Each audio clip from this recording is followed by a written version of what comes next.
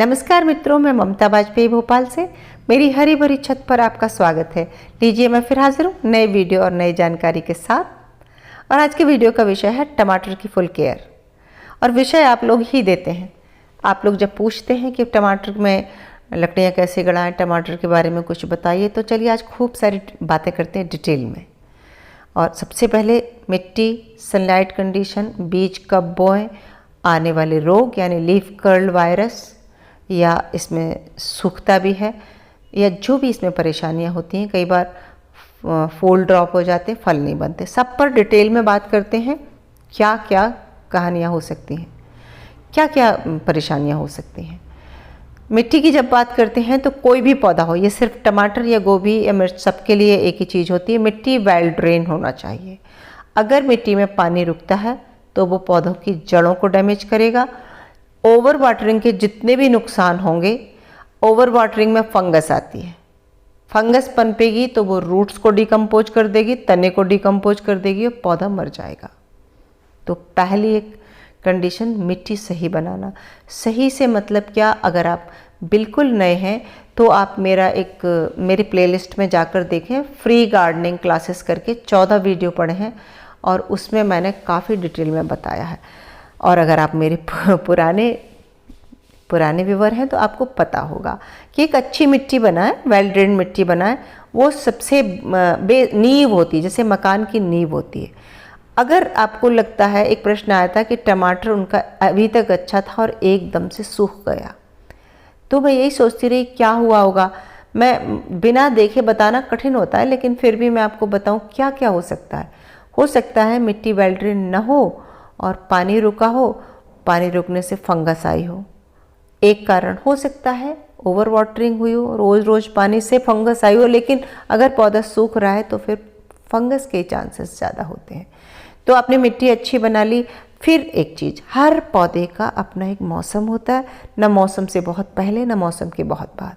मौसम कोई एक दिन नहीं होता, ये काफ़ी दिन होते हैं। जैसे अक्टूबर, नवंबर, 2 महीने यानी कि 60 दिन है आपके पास। इन 60 दिनों में ही आप लगाएं। ये नेचर की, प्रकृति के हिसाब से निर्धारित, टेम्परेचर के हिसाब से निर्धारित है। लेकिन इसमें भी परेशानी कब आ जाती है कि आजकल मौसम भी बहुत फ्लक्चुएट करता है। कभी क्या होता है, ठंड समय से पहले आ गई, फिर एकदम से बीच में चली गई, या उधर हम फरवरी मार्च में गए तो पता चला कि उधर लंबे तक ठंड चली गई और इधर देर से आई ठंड। तो जब मौसम इस तरह करता है तब हम बिल्कुल मजबूर होते हैं, तब हम कुछ भी नहीं कर सकते। लेकिन कारण आपको पता होगा, टमाटर जब फूल पर आ रहा है तब कुनकुनी ठंडक होना चाहिए। 30 क्रॉस टेम्परेचर जैसे हुआ 30-32, उस स्थिति में टमाटर का फूल झड़ जाएगा, फूल से फल नहीं बनेगा। फूल से फल बनने के लिए पॉलिनेशन की प्रक्रिया चाहिए। पॉलिनेशन के लिए, हर प्लांट के पॉलिनेशन के लिए अलग अलग तापमान फिक्स होता है। उसी हिसाब से हमने ये बांटा है कि सर्दियों की सब्जियां, ये गर्मियों की सब्जियां। तो विंटर में वही वेजिटेबल सक्सेस होती हैं जिनको पॉलिनेशन के लिए टेम्परेचर ठंडा चाहिए। और हर पौधे का स्वभाव अलग होता है। टमाटर का तो मेरा अपना अनुभव है कि जैसे कि हमने इधर लगाया टमाटर, हमारा ये मैंने लगाया था अक्टूबर में लगाया था, और नवंबर, आज 30 नवंबर है, और 30 नवंबर तक आते आते देखिए फूल पर आ गया। ये अभी फूल पर आ गया है तो इसमें पक्का फल लगेंगे। लेकिन अगर नवंबर में आपका पौधा फूल रहा है फिर भी फूल जड़ रहे हैं, तो पता है क्या होगा। जब भी कभी पौधा, मिर्च हो, टमाटर हो, लौकी, तोरई, फूल रहा हो, तब पानी अधिक न डालें, फूल झड़ जाएगा। अधिक से मेरा मतलब क्या है, जैसे ये नीला टब है, इसमें मैं 1 से 2 इंच नीचे खोद कर उंगली से देखूंगी और नीचे मॉइस्चर है तब तक मैं पानी नहीं डालूंगी। एक बार जब पानी दूंगी तो इतना पानी दूंगी कि नीचे तक लबालब पानी भर के और नीचे से ड्रेन होके बह जाए। पानी कम का मतलब ये बिल्कुल नहीं होता कि सिर्फ ऊपर ऊपर की लेयर में पानी डाल दें और नीचे नहीं। पर होता क्या है कि नीचे की लेयर बहुत दिनों तक गीली रहती है। हमको ये लगता है कि नहीं, पौधा के ऊपर की मिट्टी सूख गई तो पानी दे दें, लेकिन एक चीज़ और भी ध्यान रखें कि बहुत नीचे की लेयर गीली है और आपका पौधा अभी सिर्फ 10 दिन का, ये छोटा ही है, तो उसको ऊपर भी मिट्टी गीली चाहिए, क्योंकि उसकी रूट्स तो ऊपर के 2 इंच में ही हैं। तो ये ज्ञान की बात है कि मैंने अगर ये कहा कि ऊपर की 2 इंच मिट्टी खोद के देख लो, आपका पौधा अगर छोटा है तब तो आप फिर ऊपर की लेयर भी गीली रखें, लेकिन जैसे ही पौधे ने ग्रोथ ले ली तो उसकी रूट्स नीचे पहुंच गई। अब नीचे से मॉइस्चर वो खींच सकता है, तब आप पानी तभी डालें जब ऊपर की मिट्टी भले ही सूख गई है, नीचे की मिट्टी तक ड्राई होना चाहिए। लेकिन कभी भी किसी भी फसल में जब पानी दे रहे हैं तो पानी देने का नियम है भरपूर पानी दें, नीचे से होल में से पानी निकल जाना चाहिए ताकि मिट्टी का पोर पोर गीला हो जाए।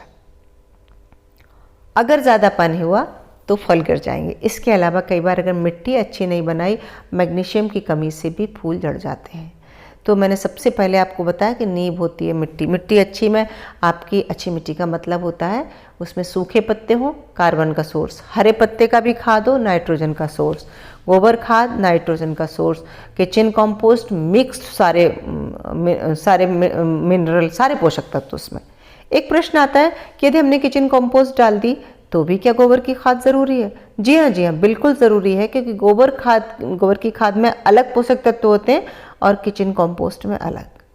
और एक ये आप देख लीजिए काम हो रहा है, टमाटर में स्टिकिंग बहुत ज़रूरी होती है। हम आज इसमें लॉन्ग बीन में भी कर रहे हैं, बरबटी की ही एक वैरायटी होती है, तो लॉन्ग बीन में भी स्टिकिंग कर रहे हैं, तो बेल बनेगी। लेकिन टमाटर बेल नहीं होती, पर उसमें इस तरह से रस्सी बांधी जाती है। जैसे ही आपके पौधे फूलने पर आए, बड़े हों, तो उनके आसपास लकड़ियां गाड़कर और उस लकड़ी से रस्सी बांधकर ऊपर अगर ट्रेलिस है तो उसमें बांधें, और अगर ट्रेलिस नहीं है तो 2 बांस लेकर या 1 बांस लेकर आपको छोटी सी ट्रेलिस बनानी पड़ेगी। या लोहे का फ्रेम भी, अगर गमले में है तो गोल फ्रेम भी रखा जाता है। ऐसा करने से पौधे को सपोर्ट मिलता है और वो ऊपर की तरह अच्छे से ग्रो होता है। एयर का आदान प्रदान बहुत अच्छे से होता है। ये मैं टमाटर के लिए बता रही हूँ। और जब फ्रूटिंग होती है, यदि ये बेल वाला नाजुक सा पौधा है, रस्सी नहीं बांधेंगे तो ये मिट्टी में नीचे गिर जाएगा, फिर इसका फल भी मिट्टी से टच होगा और कुछ पत्ते भी टच होंगे। जो पार्ट मिट्टी से टच होता है तो मिट्टी फंगस का सोर्स होती है, मिट्टी में फंगस पनपता है, तो कच्चे फल में फंगस लग सकती है। अब बात कर लेते हैं लीफ कर्ल वायरस की। एक बहुत प्रभावी दवा होती है उसके लिए। अगर आप गार्डनर हैं, शुरुआत कर रहे हैं, तो एक दवा बना कर रखें।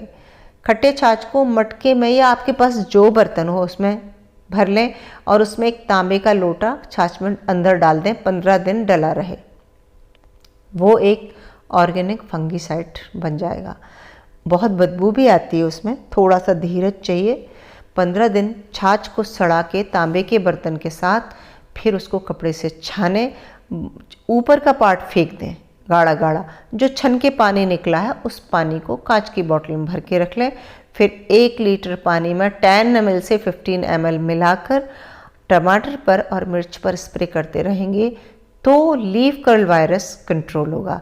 इसके अलावा लीफ कर्ल वायरस जो है ये वाइट फ्लाई फैलाती है, तो कुछ लोग एक पीला वो भी लगाते हैं, पीला स्टिकी पेपर लगाते हैं जिसमें फ्लाई। कुछ और महत्वपूर्ण बातें बताती हूँ, जैसे कि सनलाइट कंडीशन। हमसे अक्सर या बिगिनर से अक्सर क्या गलतियाँ होती हैं कि हम सही जगह पर गमला नहीं रखते, यानी कि कभी हम ऐसी जगह रखते हैं जहाँ कम सनलाइट आ रही है। कई बार हम सही साइज का पॉट नहीं लेते, छोटा पॉट लिया है तो उसमें बहुत अच्छी फ्रूटिंग नहीं होगी।